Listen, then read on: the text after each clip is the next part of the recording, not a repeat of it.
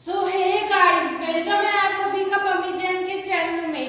तो आज हम करेंगे एक्सरसाइज 9.1 एप्लीकेशन ऑफ ट्रिग्नोमेट्री की। चलते हैं हमारे फर्स्ट क्वेश्चन की तरफ।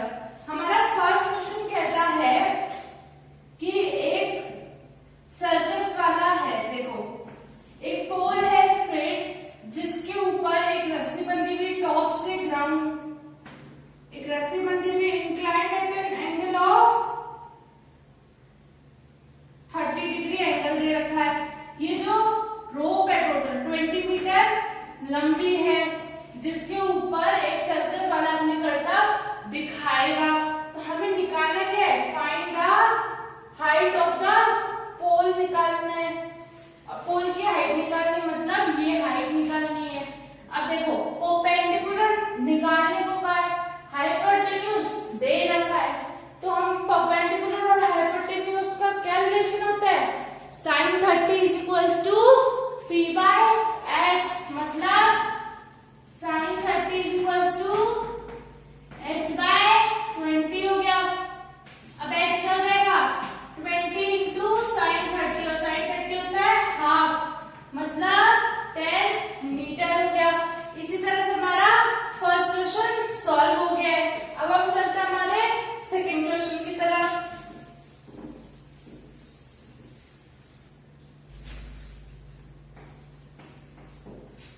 सेकंड क्वेश्चन कहता है हमारा, बहुत अच्छे से देख लेना ये क्वेश्चन, कि एक पेड़ है, देखो एक पेड़ है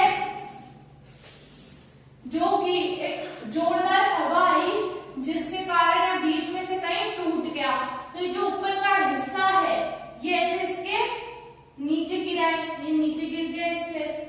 अभी जो इसका टॉप है ये जमीन को टच कर रहा है और एंगल कितना बना रहा है? 30 डिग्री बना रहा है जमीन के साथ। और हमें बोल रखा है कि जो पेड़ का फुट है और जहां ये टॉप टच हुआ है, इन दोनों के बीच का डिस्टेंस कितना है? 8 मीटर दे रखा है। और बोल रहा है कि पूरी हाइट बताओ पेड़ की कितनी होगी। अब देखो इसको सपोज मैं x मान लेती हूँ, इसको y, और पूरी हाइट पेड़ की कितनी होगी ट्री की?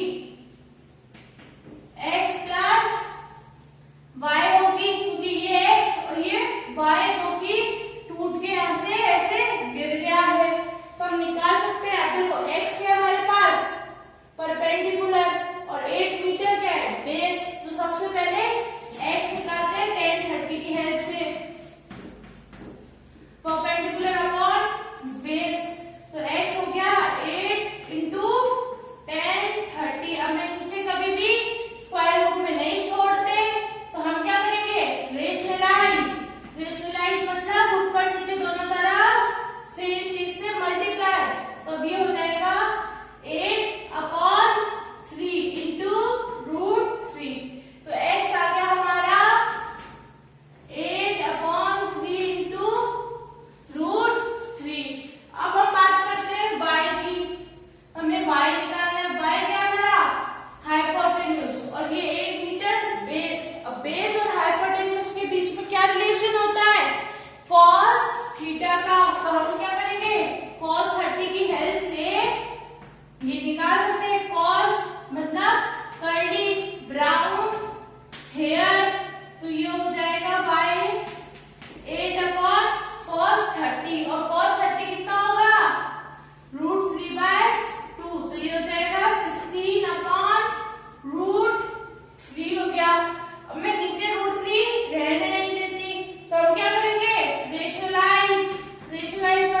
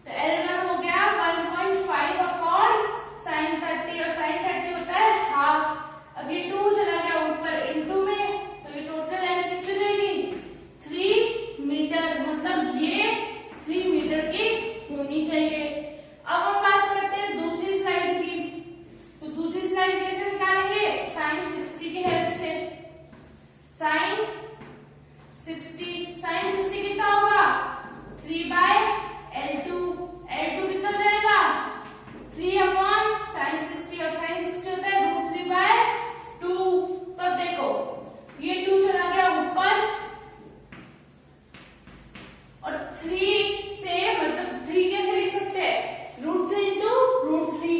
तो हमारे पास क्या बचेगा, ये √3 से ऊपर √3 कैंसिल हुआ है, तो 2√3।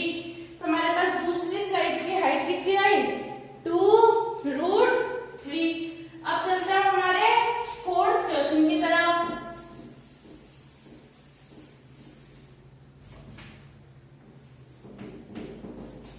फोर्थ क्वेश्चन की तरफ चलते हैं हमारे। फोर्थ क्वेश्चन में हमें क्या क्या रखा है, एंगल ऑफ एलिवेशन। बहुत ही सिंपल, देखो एक टावर दे रखा है ग्राउंड पे और एक पॉइंट है उस टावर से 30 मीटर दूर। उस पॉइंट से जब हम टावर के टॉप को देखते हैं, ठीक है, उस पॉइंट से टावर के टॉप को देखेंगे तो कितना एंगल ऑफ एलिवेशन बन रहा है, 30 डिग्री का। तो हमें पूछिए हाइट ऑफ द टावर क्या है। देखो परपेंडिकुलर निकालना है, बेस दे रखा है, तो हम क्या करेंगे, tan 30 क्या होगा, परपेंडिकुलर अपॉन बेस, तो हाइट क्या होगी 30 इंटू tan 30। अब मैं नीचे कभी छोड़ती नहीं, स्क्वायर रूट तो रेशनलाइज कर देती हूँ, तो ये हो गया 30/3 इंटू √3 हो गया 10√3। तो हमने हाइट निकाल चुके हैं टावर की फोर्थ क्वेश्चन में, 10√3। अब चलते हैं हमारे फिफ्थ क्वेश्चन की तरफ।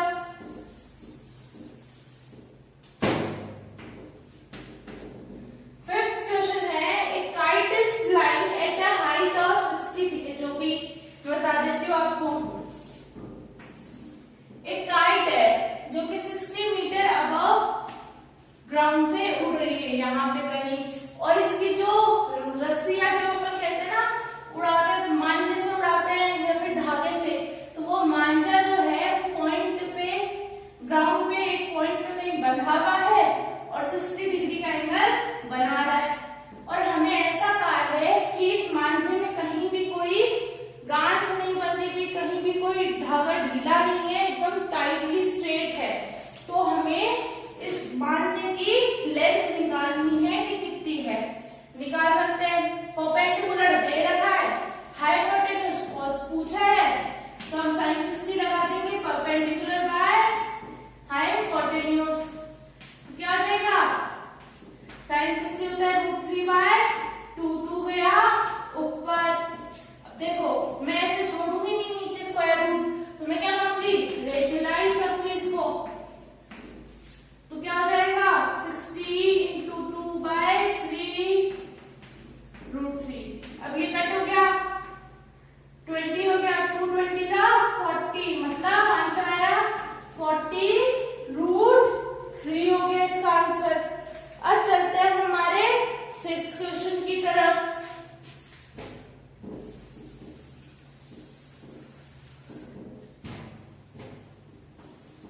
सिक्स्थ क्वेश्चन देखो, बहुत ही अच्छा क्वेश्चन है कि इसके अंदर बोल रखा है कि एक बिल्डिंग है 30 मीटर बड़ी, 30 मीटर बड़ी एक बिल्डिंग है ग्राउंड पे। अब एक लड़का है 1.5 मीटर हाइट का, वो अपनी आईज से टॉप को देखता है, तब क्या बनाता है, एंगल ऑफ एलिवेशन हॉरिजॉन्टल के साथ, मतलब यहाँ परपेंडिकुलर ड्रॉ करते हुए ऐसे इसके आईज के सामने की डायरेक्शन, तो ये बना रहा है हॉरिजॉन्टल से 30 डिग्री। अब उसके बाद वो बोल रहे हैं कि वो लड़का थोड़ी आगे चलता है, फिर वहां से टॉप को देखता है, किसी पॉइंट, एक सेकेंड, वहां से टॉप को देखता है, तो एंगल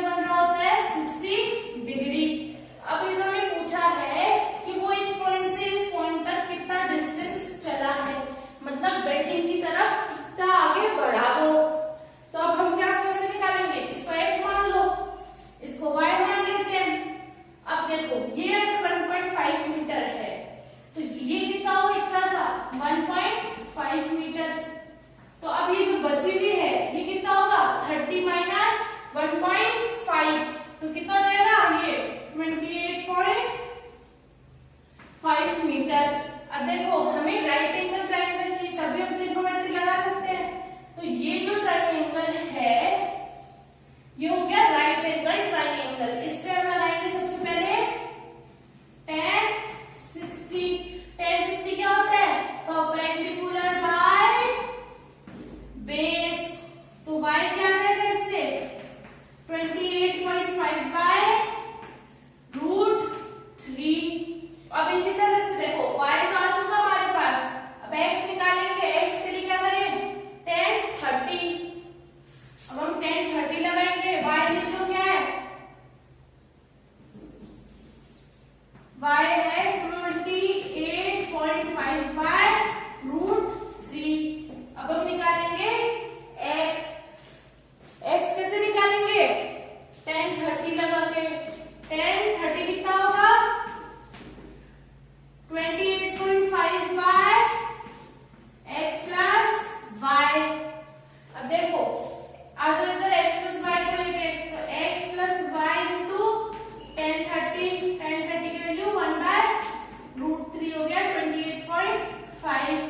अब ये √3 इधर चला जाएगा, तो इधर हो जाएगा 28.5 इंटू √3। अब देखो y की जगह हम ये वैल्यू पुट कर देंगे। पुट करते हैं, x प्लस y कितना है?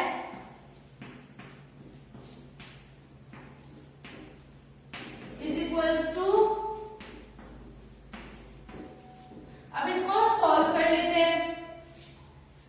ये जो है इधर ले जाओ, इधर प्लस का उधर माइनस का, और 28.5 इधर कॉमन ले लो, तो ये हो जाएगा √3 माइनस 1/√3।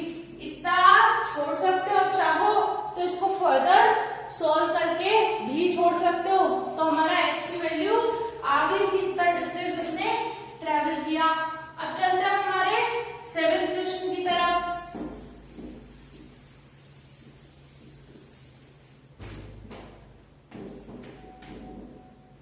सेवेंथ क्वेश्चन है हमारा, from a point on the ground the angle of elevation of the bottom and top of a transmission tower. ठीक है, देखो इसमें बोल रखा है कि 20 मीटर हाई बिल्डिंग है, ये 20 मीटर हाई बिल्डिंग है ग्राउंड पे, इसके ऊपर एक ट्रांसमिशन टावर है लगाया हुआ। अब एक पॉइंट है, वहां से अगर ट्रांसमिशन टावर के टॉप को देखें तो एंगल ऑफ एलिवेशन कितना आ रहा है? 60 डिग्री। और अगर इस पॉइंट से इसके बॉटम, ट्रांसमिशन टावर के बॉटम को देखें तो एंगल कितना बन रहा है? 45 डिग्री। अब देखो हमें बोला है कि height of the transmission tower निकालनी है, ये h। अब इसको हम मान लेते हैं सपोज x मान लो। सबसे पहले इस ट्रायंगल पे क्या लगाएंगे हम? tan 45। tan 45 हुआ 20 बाय x। tan 45 की वैल्यू थी 1, तो x इज इक्वल्स टू 20। ये हो गया यहाँ पे 20। अब हम लगाएंगे tan 60 ताकि हम हमारी हाइट निकाल सके ट्रांसमिशन टावर की। चलो tan 60 लगाते हैं। tan 60 हो जाएगा h प्लस 20 बाय 20, और tan 60 कितना होता है? √3। अब h निकालते हैं, 20 √3 माइनस 20 कॉमन, √3 माइनस 1, ये इसका आंसर हो गया। आप चाहो